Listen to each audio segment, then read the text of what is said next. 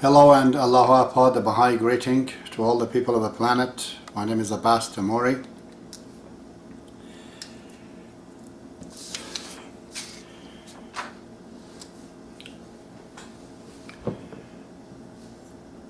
As I promised, I'm going to talk about the human psyche and the psychosis that is gripped the Western world, in Canada, in the United States. There are too many people are on antipsychotic drugs. So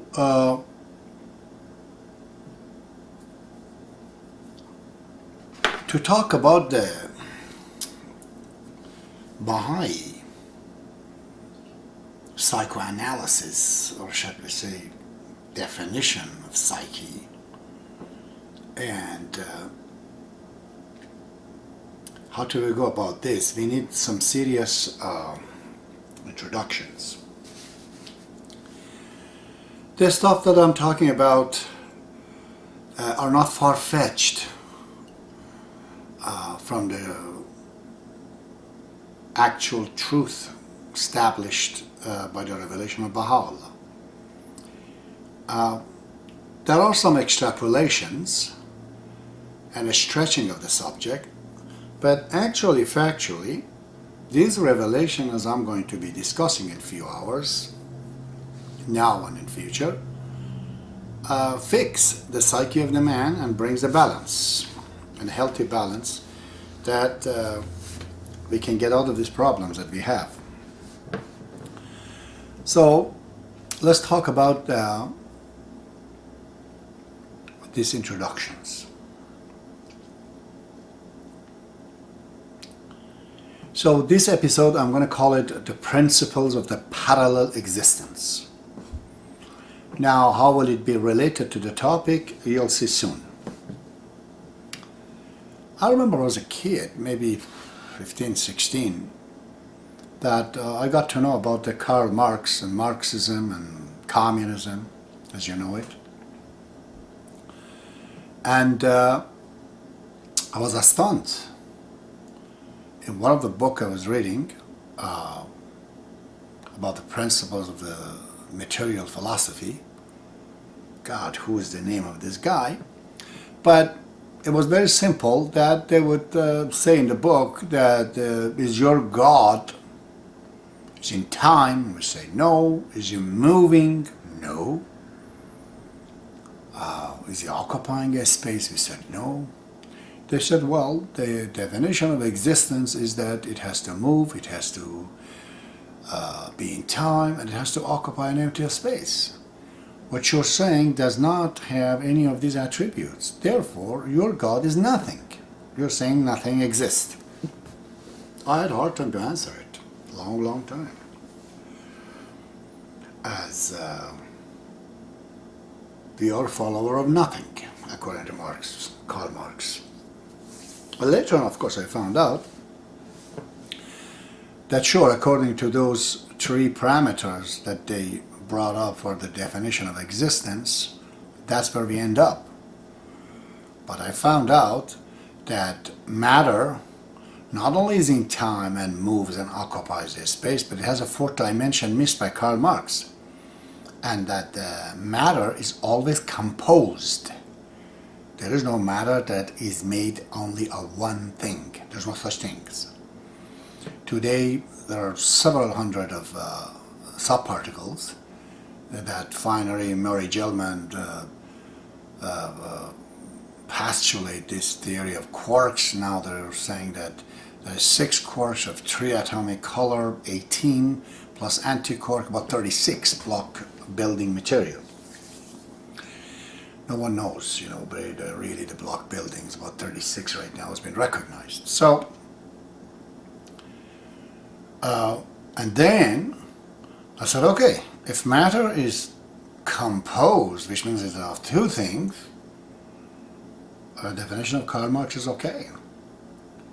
But the question is that matter, if you say it started from two, there would be a problem. 2 cannot be the beginning.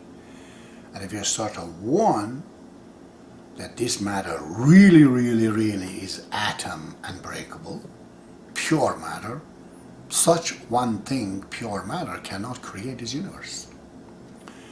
It has to be in interaction with something other than itself. And Karl Marx says to us that these opposing factors within the matter, which he calls it thesis and antithesis, actually by Hegel, he's taken it from Hegel, this interaction between thesis and antithesis causes the synthesis and what we see. So there's an outside factor. They go on to explain everything based on this. Even the revolution of 1917 in Russia, they said the thesis and antithesis was the proletariat, the workers, and the feudals and capitalists within Russia, but they needed an external energy, which was the war of Russia with Germany, and that made the things that happens. So this is it. If the beginning of the universe is started with one thing, we can't have this universe. If it is 2, yes, we have this universe, but then 2 is not the beginning. But if we say there's matter as one beginning for the matter, that cannot really create this universe. Therefore, we have to, mathematically, philosophically, scientifically, we have to assume, beside the only thing that was existing in the universe, there must be something outside and independent from that particular stage of matter to create this thesis and antithesis. So there must be one matter and one antimatter. One matter and one, you can't even call it antimatter, because antimatter applies only if there are 2 things in matter. This matter is not matter, it's pure matter, there's no definition for it. So there must be something outside of that matter. And to me, that was the beginning to understand that metaphysics is a part of everyday our life. I remember I was talking to a professor, an Egyptian man, somewhere in British Columbia, professor. He says, well, it's very colorful, your explanations. And then he took an object, let's say this, and he said, where would be the metaphysic in this? You say everything is made out of matter and non-matter. Where's the non-matter in this? In this object? He actually had a cup of tea as he drank. He says, where is that non-matter according to you in the cup? Where is it? I told him, I see it. You can't? He says, no. I told him, well, then you have to have different eyes. I said, yes, I don't have the eyes. What is it that I don't see? I told him that cup that is in your hand is not natural. It doesn't exist in the universe. It was brought up by a design. A maker made a design for this cup. An exact parameter, sizes, all of it. He designed it in his head. Big, huge formula. Then he went and took the matter from here and there, boiled it, this and that, and shaped it and made this. Without that, this cup could not exist. That is the metaphysic beyond the cup. Basically the old saying, mind over matter. So, this is the very fundamental principles in understanding the existence overall, and then come down to the human to see where we're getting. I'm going to bring you something from the writing of Abdu'l. That was the proof I gave you a few minutes ago, philosophically, and obviously if you look at any object, it needs a design. That's obviously. But this is what Abdu'l says in the page 11 of the Promulgations of the Universal Peace. He says, His Holiness says, the spiritual world is like unto the phenomenal world. They are the exact counterpart of each other. Whatever objects appear in this world of existence are the outer pictures of the world of heaven.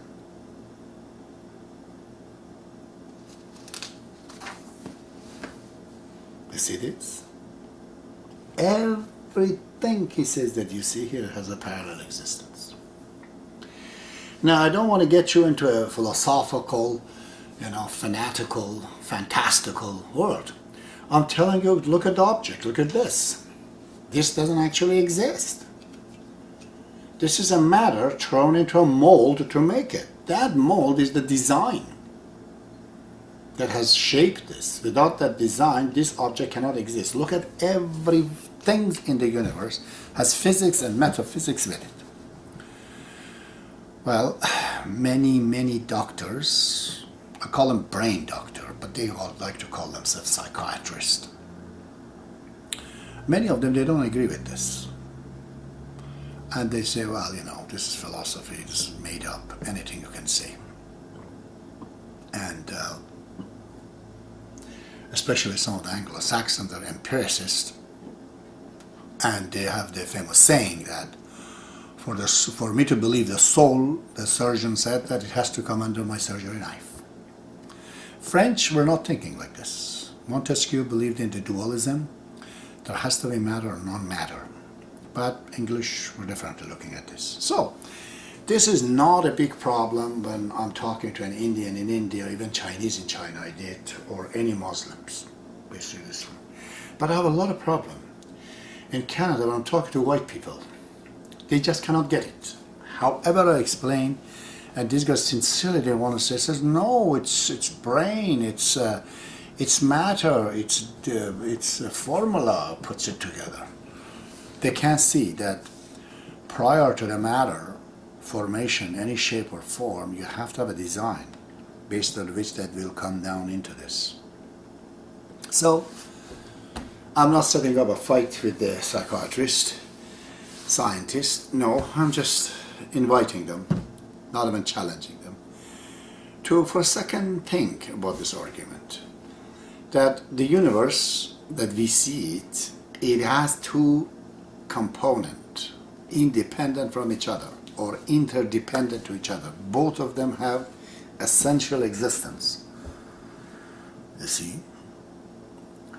The cup that we make, the object that we make, they are not in the need of the design, or the design in the need of them. Design of a cup could exist in a computer forever, or the matter that it's on the shore of a sand could exist forever. But if you want to put them together based on the design, you got to get the shore sands and put it 10,000 degrees, turn it into a glass, then shape it and make it. But all of that, then they're both required to be there. Without it, it's not possible. So I'm saying that basically by these simple definitions, if we want to talk a problem of humanity with a reference to psychosis, well, then we have to know, what is the definition of man? What is really man? What is a human being? So far, I just explained to you, as Abdu'l says, everything, not just man, it has physics and metaphysics to it. Plants are the same way. The metaphysics on a plant, you can see it's way more because it has a life. It continues. Now, if you enter into the animal, you have a huger design because you have sensory organs. In that particularity, the body of the man shares with the animals a design. But the design of the body that makes the body of man and animal, they don't get sick. They don't deviate, really, from each other.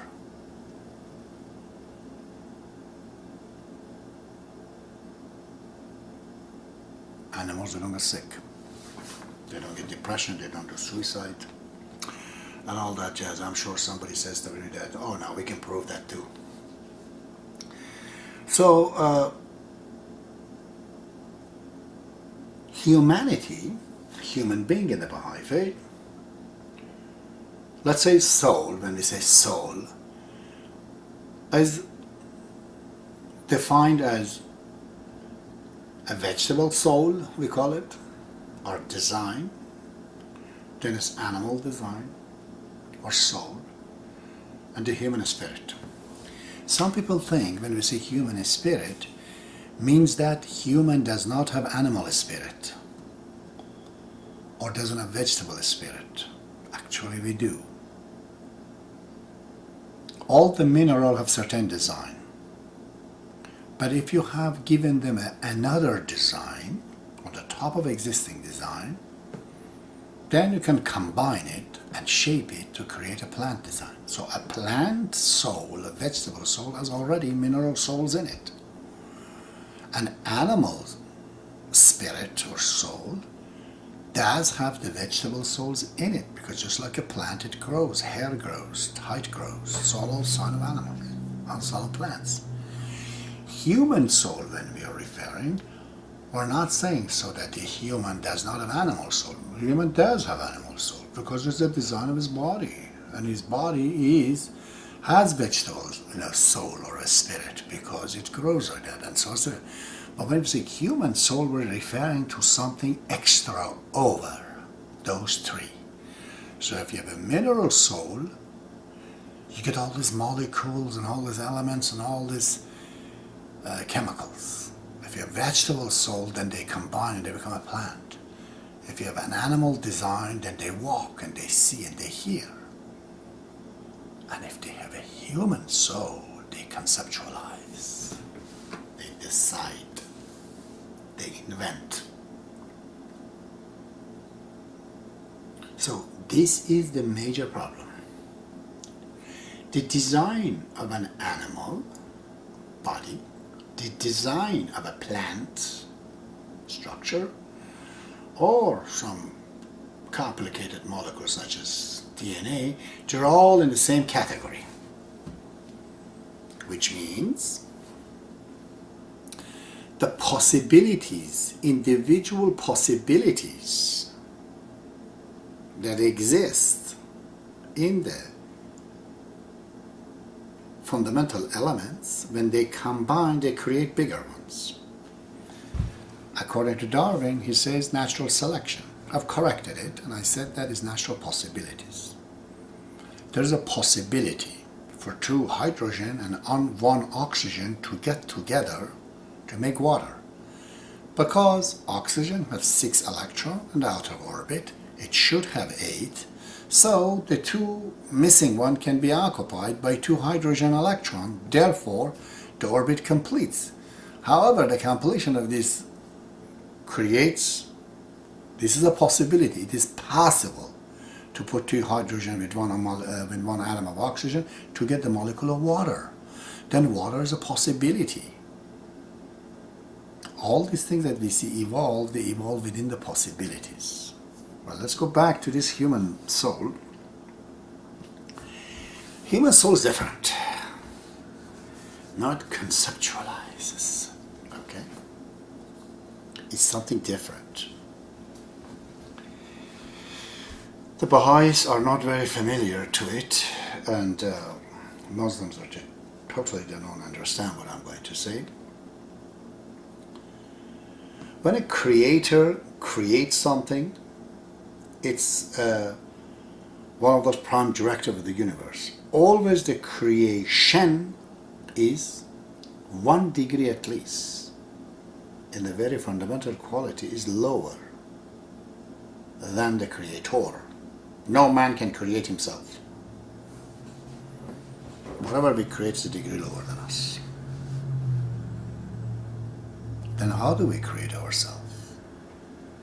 We cannot make ourselves, no. How do we do it?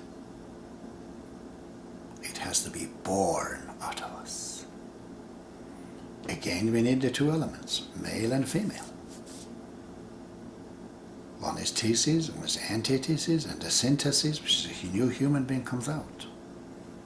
So another duplication of the human being has to be by procuring.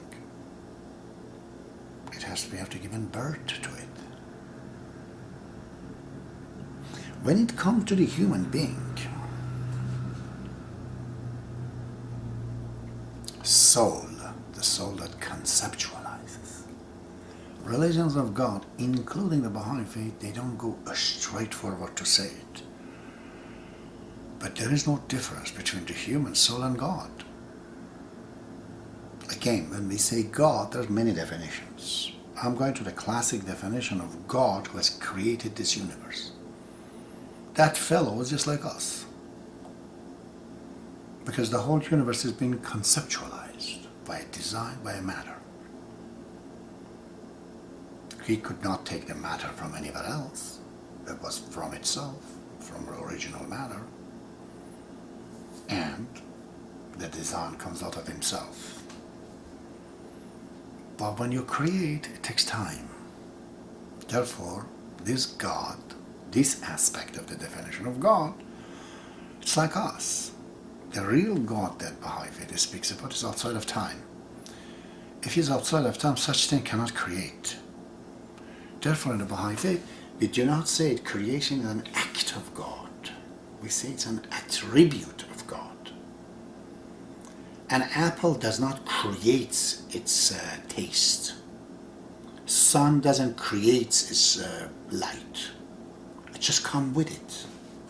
The entire creation that exists, it's an emanations, a manifestations, it's a quality of the Creator. But there's obviously designs. I've said before, I'll tell you now. If a man could be given a few billion years, he could totally reconfigure the entire universe and make a new one. Say, I don't want to have atoms with 8 orbits, 8 electrons around the orbit. I want it to have 9. Could do that. You see, the entire universe that we know of, God and its creation is well beyond this. What we understand when we call it God and creation is what a baby thinks about the womb of the mother. He does not know outside of the womb there is mother also. He thinks the mother is all inside. When we get out of this womb of the existence, then we're going to see our mother, which is this mother nature. Within, it is material. Without, it's not material. It's actually spiritual. It's non-matter. Matter is inside of the outside. Outside is non-matter. Inside is matter. Like your mother. Inside is all blood. There's absolutely nothing, the sign of the mother inside the womb. Sign of her spirit, her character, personality. As soon as you die, in the womb come out from the womb, in the arm of the mother, when you grow up, you see your mother is smiling. Now you see the spiritual aspect of your mother. The same universe is like this. When we get out, we see the other side. So,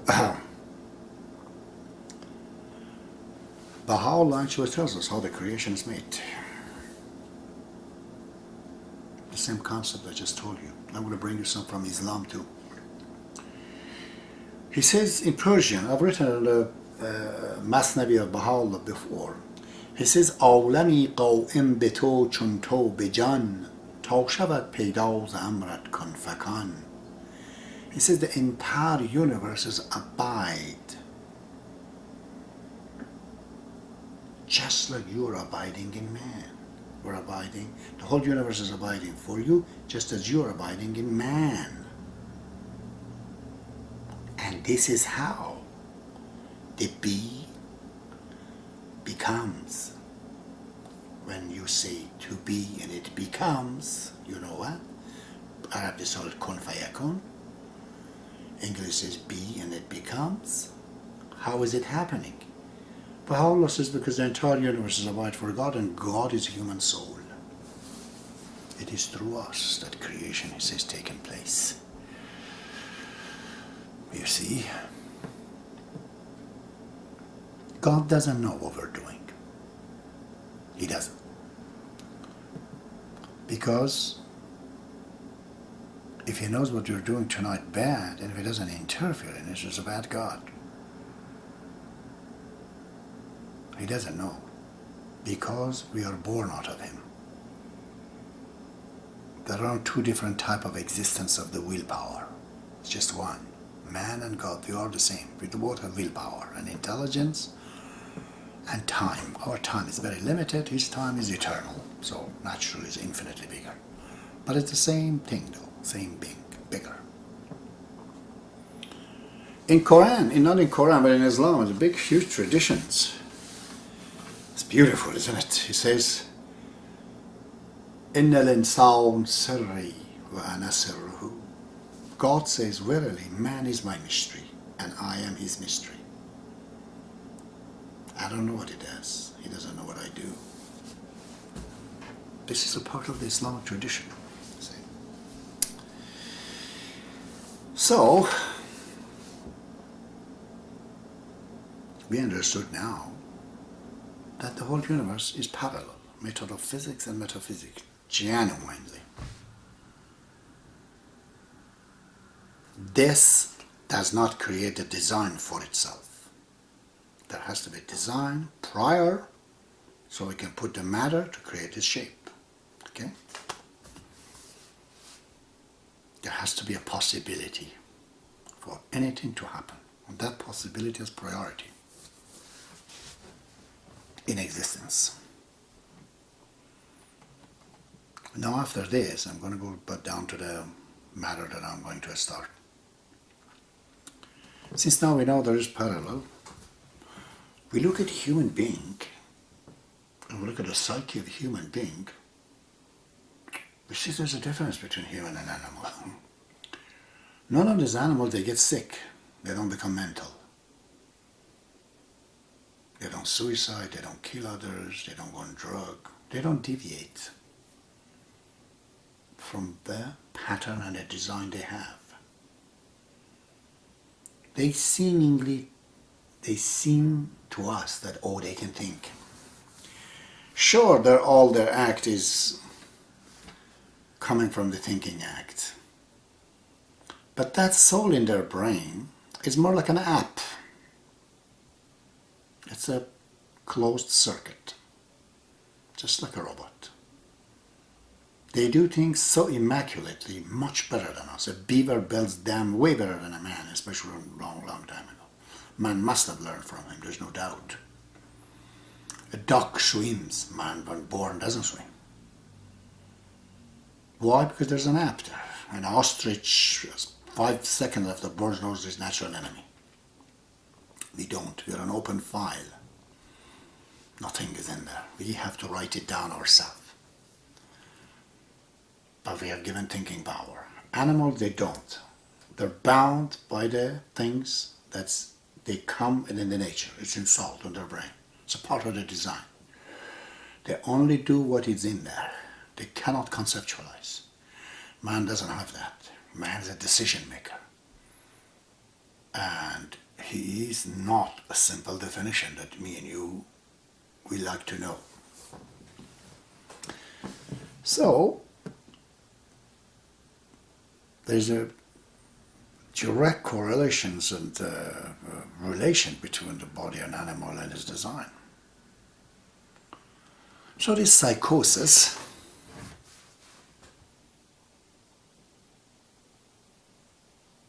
it can happen 2 ways. Go talk to the psychiatrist, they don't believe you. Today I was in Toronto, and was it Lisa? And I was trying to think about to write this down, and I said, Eureka, thank you, Baha'u'llah. Where are you? I kiss your hand. I bow down in front of your foot. What a beautiful friend you are. It's like $1 million. He teaches me all the time. Something that I don't know before. And as I think, I get inspired. By who? He does it. I didn't know this. Last night. Tonight, I got inspired about it. So, there are 2 ways that a man gets crazy. Let's say that to the word. It deviates from his normal functions. One is definitely a brain injury. If I fall down on the ground, then I can't walk, get, wacky. Or I inherit some genes, some malfunctions that I can't operate perfectly. But again, the design, whatever it was, is not emanating through the body. So it's a direct relation.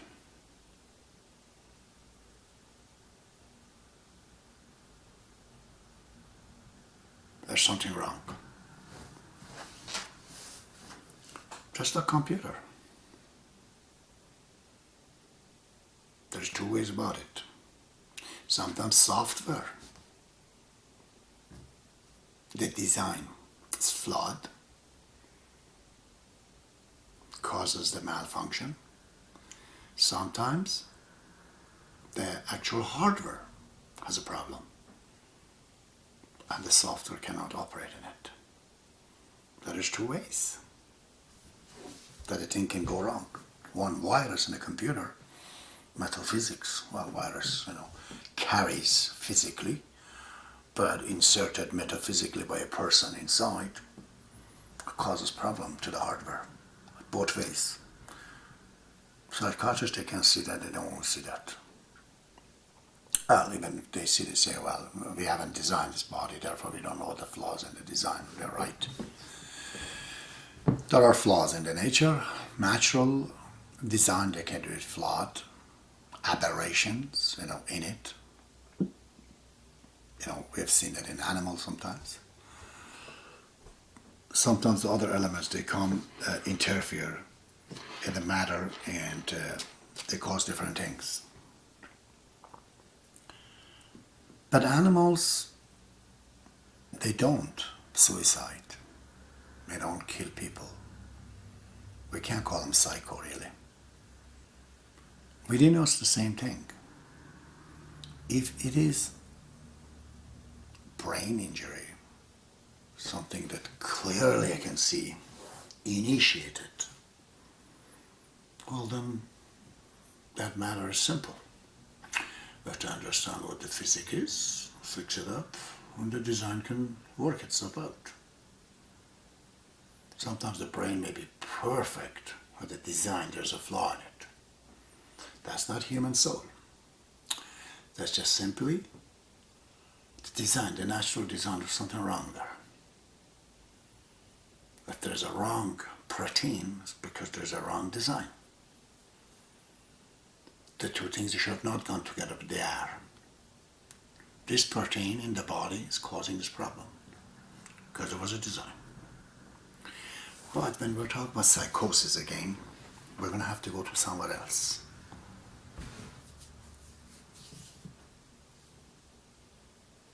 This is the human soul. What is the human soul? Let me again use an example, as I always do, to say it. Good, we're in the age of the digital. A laptop or computer in front of you has a hardware. Well, that's your body. It carries a software.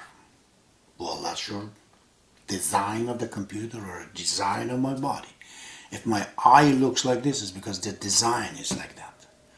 My design is like a mold. My material is into that design. It fluctuates within that design.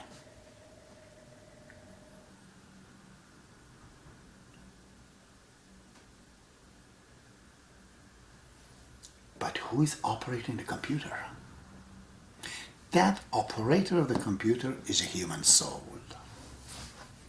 In fact, as we walk, we are operating the computer over our bodies as a computer. We're operating it with a design based on which it has been assembled and put together, and we're using it in order to gain spiritual things. We cannot get compassion without the body, because compassion is about giving. In the other life, giving is different. You have to pass through this in order to be there. If you don't go through the womb or even the tubes, through the process, you can't become a human being. It's impossible. You cannot put you together. You have to go through the process. So we have to be here, use this body, or do goodness to somebody else. As a result of that giving, I get generosity, which is the food for my soul. That is the satisfaction of the soul. So we need this body for a time that we are in to collect enough faculties to can exist on the other side. That's what Baha'u'llah says. The body in the body of the human womb, mother eats, and so we develop all the faculties, eyes and ears and everything. It seems totally useless within the womb, but as soon as we come out, we saw the uses of it. But if we want to have sight and hearing and all that, we have to be properly nourished inside. So here we have to be nourished. The soul, what goes on the other side, has to be nourished. If it can't be nourished, then we'll grow up on the other side handicapped. So having said all of that, I'm going to go to back to say that. So, the human soul, where does he start to screw himself up? What is the point? The initial attack on a man to malfunction as a human being, not the part which is like animals, but he creates disease, psychosis in him that is not an animal, suicidal, all of that. It is because the will power of man gets engaged in it, gets lured into it, and it gets cut. So the first principle of this parallel universe, as I told you, brings us to this. The beginning of the psychoanalysis and the Baha'i faith of a human psyche, to function well or not to function well, goes to the point of willpower. First, we get entertained by smoking a cigarette, and after sometimes we have the power to come back, but we don't. We keep doing it. Then we get addicted. Now we have two things we want. We hate the smoking, but we are smoking too. We're sick. Right there, sickness starts. These are the substances. It can be even food. What body doesn't need? Like me, I'm getting fat. Body doesn't need the food, but we're giving wrong messages. We're eating more, we get sick. But things that we should not eat, we do it. But it can go to the social level. Try to go to a casino. I do all this kind of experiments, okay, because that's the way I am. I'm a scientist. So I went to a casino. I said, it's impossible. What do you mean you get addicted? Addiction cannot come there. Oh, it has. What's addiction? Something that you don't need. Something that initially your soul, your body, you think rejects it. But you get into it. Force it. Body says, don't smoke. See how I'm getting pale, I'm coughing, but you keep doing it. Well, then the body, brain cannot order any part of the body not to smoke. It says, hello heart, stop the smoking. Heart says, I didn't order it. Stomach, stop smoking. Stomach says, I didn't order it. There's no messages coming. So it's a virus that's been sent to the brain and making the brain to be enslaved and feels that he needs to smoke. Habit gets into become addiction. Something because you don't need. You don't get habituated habit of drinking or eating. Eating, the body has a need for it. Drinking water, the body has a need for it. Alcohol, it doesn't. When it doesn't, you push it in, then it becomes enslaved. That's what addiction is. So first body, soul, gets involved in something that shouldn't. whether it's drinking, substance abuse. But it has social. As I said, I was going to this casino. Well, I put dollar, I remember, you know, said, oh, let's just get $50, give us big coins. I put in, I won $3,000. I said, yeah. She said, let's go. I said, let's just go to the next machine. I put in $1,500. I said, oh, I'm a lucky guy. We played 10 minutes, whatever. It was boring. I came out. They said, tomorrow, go. Let's just go. Before, you know, after 10, 15 days, I liked it to go. I said, habit kicks in. Anything in the body is like that. Body can get habituated. You hate homosexuals? Try it with some object. I'm talking to the guys. Go do it. You know what's going to happen? You'll start liking it. Then you know, this is it. Addiction it is. If we don't stop our willpower, it'll get everywhere like a wind. You have to stop it. My back broke in 2007 and I'm given this OxyContin. Yeah, I don't know what it is. I'm having it in 6 months past. I go to the doctor and I says, doctor, I have pain in my ear. I have pain in my ear. Back broken. He said, sorry, you're addicted to. I said, what? Am I? He said, you're addicted. This is synthetic heroin. I said, I've been on heroin? He said, yeah, what do you think narcotic is? I said, I don't know, I'm asking you. I said, yeah, you are. I said, my God. He said, oh, your back was fixed a long time ago. 3 months, you're done. This is 6 months now. What do I do? I said, I'm not going to take this. He said, oh, you can't. I said, what do you mean you can't? He says, well, many people tried, Mr. Timway, they can't get out of it. So I was 80 milligram. I said, now please don't write down that 4 times 20 milligram or something. Cut it into half. So I cut it into from 80 to 40 milligram. Week after 20 milligram. Week after 10 milligram. Then I went to 5 milligram. Just 5 milligram I had. And then one day I was working in Rockwood. I said, this is the final day. I'm strong enough. I'm getting out. My God, at 3 months I couldn't get rid of the damn things. It took actually 3 months for that 5 milligram of OxyContin to get out of me. Because I have the willpower that ordinary human being doesn't have. I can take a piece of ice in my hand, hold it tight till it melts. And my finger works, doesn't become numb. But I was experiencing what the damn thing is. In this case, I didn't will it. It was more like an investment of my will. I had to let go of my will because of the pain on the back.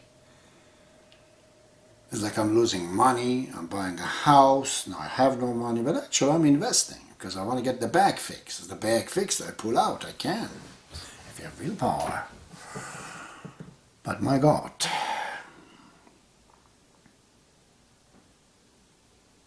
this is just a gambling. But it's killing is like that too. An ordinary man, when he kills somebody, innocent or not innocent, he won't be able to sleep many, many months, many, many days. He has to keep doing it. Then he becomes normal for him. Executioners are like that. But they can't have a personal relationship with a person because then it bothers them. If not, they do it. This is what the soldiers, when they come from war, they're all going crazy because they killed a lot of people. But many of them, they get used to it.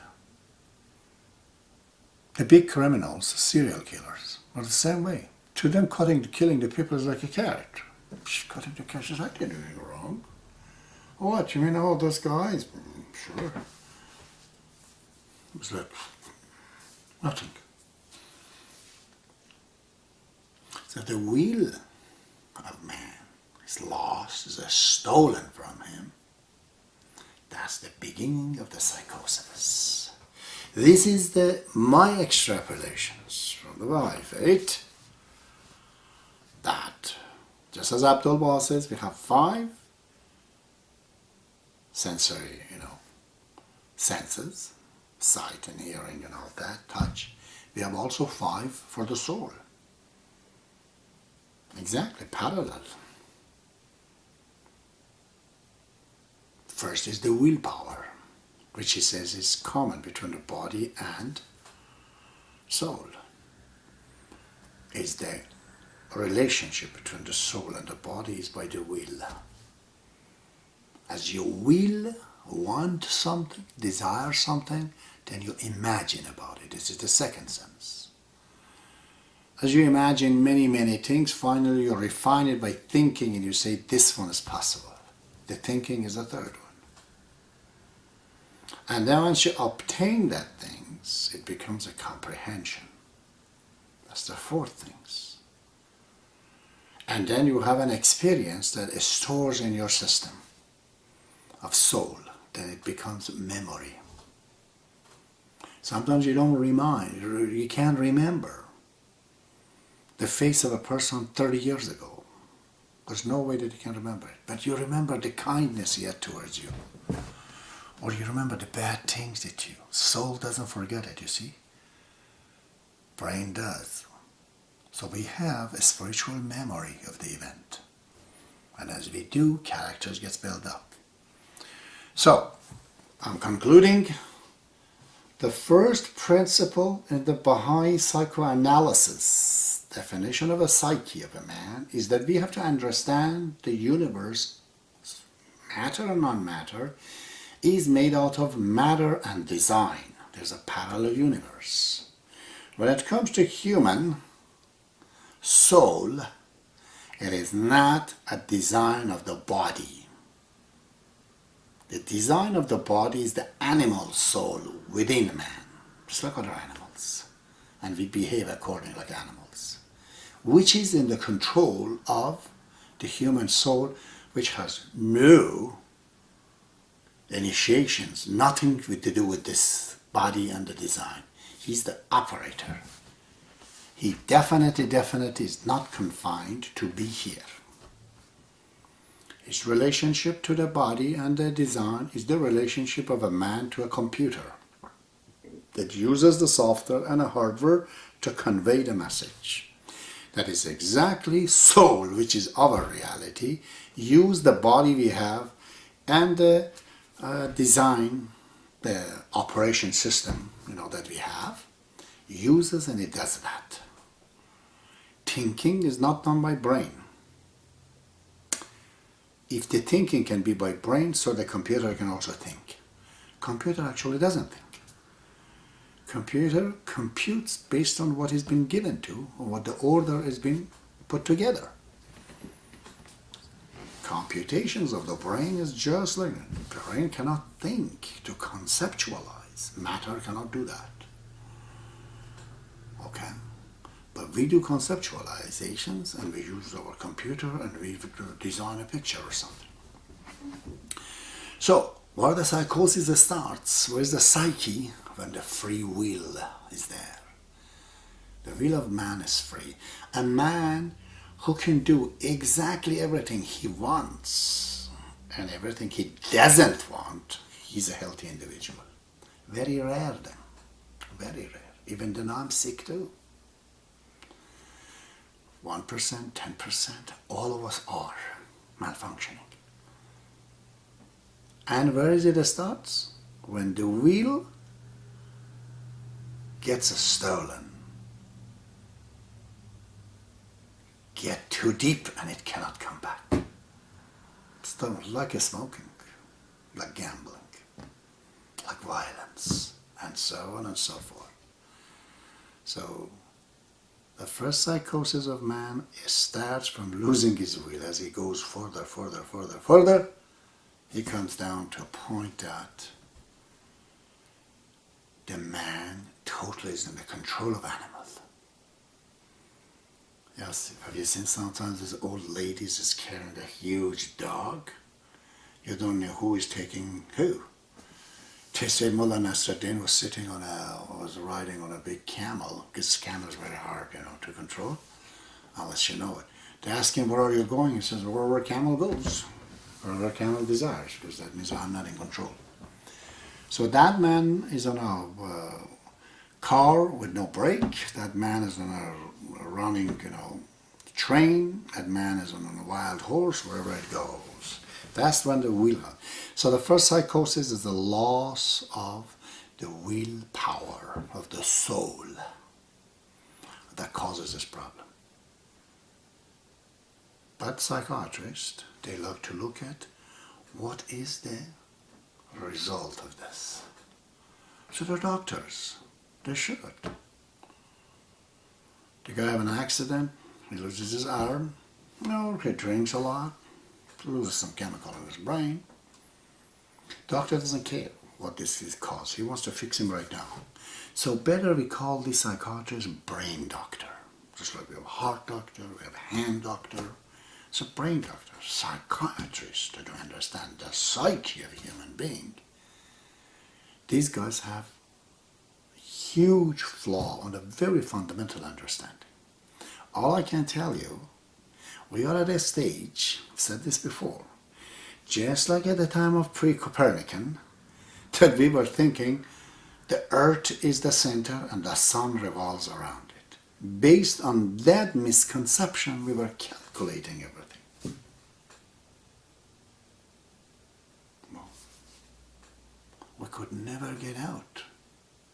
We could never get out of the Pre Copernican era for so many thousands of years. As soon as we found out earth is not the center, sun is the center. Implication of this, which I'm not going to talk about it, but a physicist can tell you, was so big that changed the entire humanity. We are in the same junctions right now. If we don't understand the role of the design and definition of human psyche, and what is in a healthy man, and where the psychosis begins, we are not going anywhere with the civilizations. We keep getting sicker and sicker and sicker. God be with you till the next time.